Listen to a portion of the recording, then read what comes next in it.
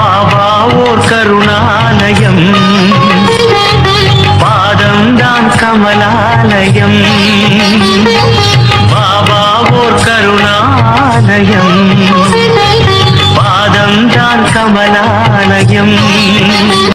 சாயப்பா உறவுகள் அனைவருக்கும் வணக்கம். சாயப்பா மேல் நம்பிக்கை வைத்து அவரை நினைத்துக் கொண்டிருக்கும் உங்கள் அனைவரின் வேண்டுதலையும் சாயப்பா நிறைவேற்றுவார். நல்லதையே நினைப்போம், நல்லதே நடக்கும். என்றும் சாயப்பாவின் அருள் உங்களுக்கு இருக்கும். நம் மனதிற்கு இதமான சாயப்பாவின் இன்றைய அருள்மொழியை கேட்போமா? அன்பு குழந்தையே, உன் கனவுகள் எல்லாவற்றையும் நான் அறிவேன். அதை தகுந்த நேரத்தில் உனக்கு நிஜமாய் அதை நினைவாக்கி கொடுப்பேன். உன்னை யார் முன்னிலையிலும் தாழ்ந்து போக விடமாட்டேன். உன்னை மிக விரைவில் வெற்றி கிரீடத்தால் அலங்கரிக்க போகிறேன். அதற்கு கொஞ்சம் பொறுமையாக இரு. அதற்கான வாய்ப்பையும் உனக்கு ஏற்படுத்தி தரப்போகிறேன். வாய்ப்பை உன்னுடன் நான் இருந்து அதை பயிற்றுவிக்க போகிறேன். உன் மனதில் ஓடும் அனைத்து எண்ணங்களையும் அறிவேன். உன்னை பின்னுக்கு தள்ளும் அனைத்தையும் நான் துரத்தி அடிப்பேன். உனக்குள் முன்னேற வேண்டும் என்ற எண்ணம் தீயாய் எரிவதை பார்க்கிறேன். ஆனால் அது விதி என்னும் காற்று வீசுவதால் நெருப்பானது அங்கும் இங்கும் ஆடிக்கொண்டிருக்கிறது. அது உனக்கு சில உலகியல் நடைமுறையை புரிய வைப்பதற்கு நான் போடும் ஒரு விளையாட்டு. அதில்தான் நீ இப்போது உள்ளாய். அதை போராடி அழுகையும் துன்பமாய் வந்த போதிலும் அதில் நிலை பெற்று உறுதி பூண்டாய். என்னிடம் என் குழந்தையாக ஆகிவிட்டாய். இருப்பினும் மாயையும் விதியும் உன்னை ஆட்டுவிக்கும் போது நீ கலங்குவதை பார்த்து என் மனம் துடிக்கின்றது. உன்னை கலங்க விட மாட்டேன். உன்னுள் எழும் முன்னேற வேண்டும் என்கின்ற எண்ணம் இப்போது காட்டு தீயாய் உருவெடுக்கும். அதை எதனாலும் அணைக்க முடியாது. உனக்கு நான் இருக்கிறேன், இருப்பேன் என்றென்றும். நீங்கள் எதை செய்தாலும் எந்த காரியத்தை முடித்தாலும் அனைத்தும் நான் என்று கூறிக்கொண்டிருக்கிறீர்கள். இந்த எண்ணத்தை உடனடியாக உன் மனதில் இருந்து அகற்றிவிடு. நான் நான் என்று சொல்லிக் கொண்டிருக்கிறாய் அல்லவா? அந்த நான் யார் என்று சற்று உள்ளே பாரேன். இந்த நான் என்னும் எண்ணம் இருந்து வருகிறது என்று கவனத்தை உள்முகமாக திருப்பு. இந்த உடலை நான் என்று சொன்னால் தூக்கத்தில் உடல் குறித்த நினைவு இல்லையே. ஆனால் சுகமாக தூங்கினேன் என்று மறுநாள் சொல்கிறாய். அப்போது இந்த தூக்கத்தை யார் அனுபவித்தது? விழித்திருக்கும் போது இந்த நான் உள்ளது. உடலும் உலகமும் மறைந்த தூக்கத்திலும் இந்த நான் என்பது இருக்கிறது. எனவே இந்த நான் என்னும் உணர்வு எங்கு உற்பத்தியாகிறது என்று தேடினால் மெல்ல இந்த நான் தன்னுடைய பிறப்பிடமான ஆத்மாவிற்குள் சென்று ஓடி ஒளிந்துவிடும். நான் தான் என்ற அகந்தையை அகற்றுங்கள். எதற்காகவும் எப்போதும் கவலை வேண்டாம். நான் இருக்கிறேன், கலங்காதே. நான் உன்னை கைவிட மாட்டேன். என்னை நினைத்து அமைதியாக இருங்கள். உங்களை காக்க நான் இருக்கிறேன். உங்கள் இதயத்தில் நான் சுகமாக இருக்கிறேன். வாழ்க்கையில் நீங்கள் சந்தித்த சிலர் உங்களை ஏமாற்றி இருப்பார்கள்.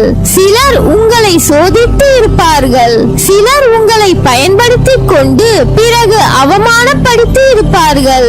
இவை எல்லாம் உங்களுக்கு அவர்கள் கற்றுக் கொடுத்த பாடங்கள் ஆகும். அவர்களால் தான் இன்று நீங்கள் மிகச்சிறந்த மனிதனாக வாழ்கிறீர்கள்.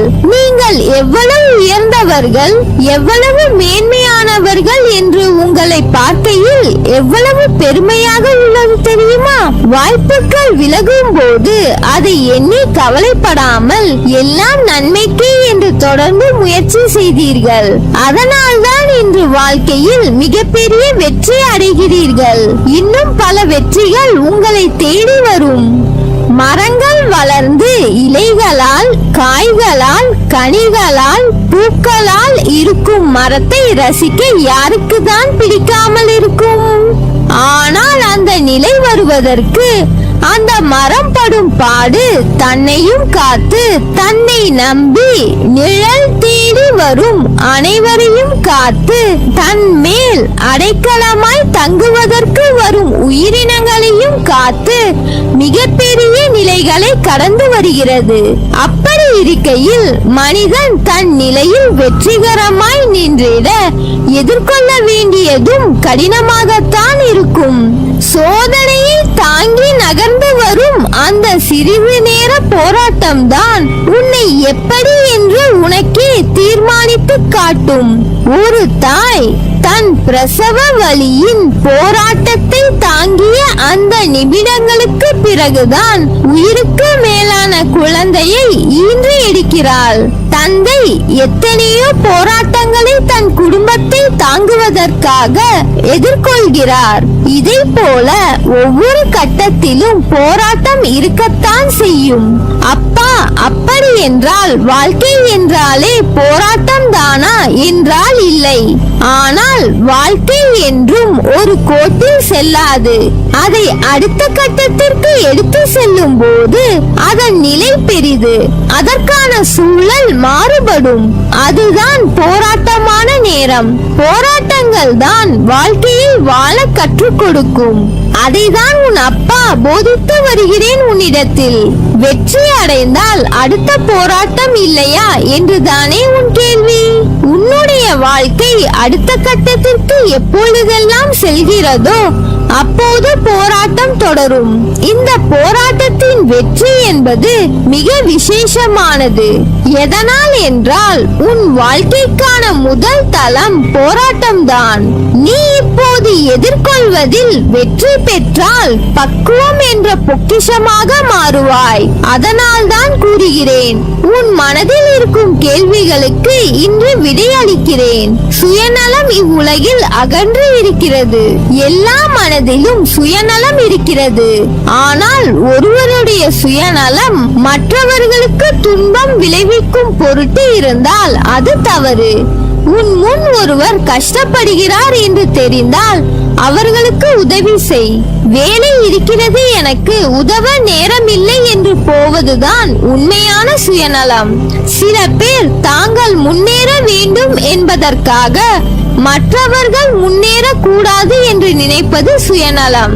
அவர்களுக்கு பொறாமையை தூண்டிவிட்டு மற்றவர்களுக்கு கெடுதல் நினைக்க வைக்கிறது.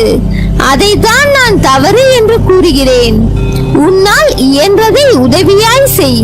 செய்யும் உதவியை சொல்லிக் காண்பிக்காதே யாரிடமும். நீ செய்த உதவிக்கு பயனில்லாமல் போய்விடும். நான் முன்னேற வேண்டும் என்று எண்ணுவது சுயநலம் அல்ல. அப்படி நீ சிந்தித்தால் அது மற்றவர்களின் முன்னேற்றத்தை நீ விரும்பவில்லை என்று அர்த்தமில்லை. அந்த பார்வை உன் கண்ணுக்கு புலப்படவில்லை என்று அர்த்தம். மற்றவர்கள் உதவி என கேட்டிருந்தால் அவர்களின் கஷ்டத்தை நீ பார்த்தால் கண்டிப்பாக உதவி இருப்பாய். அதில் தவறில்லை. உனது நல்லது கெட்டது என அனைத்துமே நான் அறிவேன். உன்னிலும் உன்னை சுற்றியும் எல்லாம் நான் நல்லதாய் நடக்கச் செய்வேன். உன் தாய் தந்தையாய் நான் இருப்பேன். உன்னை என் இதயத்தில் சுமந்து அரவணைப்பேன். நீ என் பரிபூர்ண அருளும் ஆசீர்வாதமும் அன்பும் பெற்ற என் செல்ல பிள்ளை.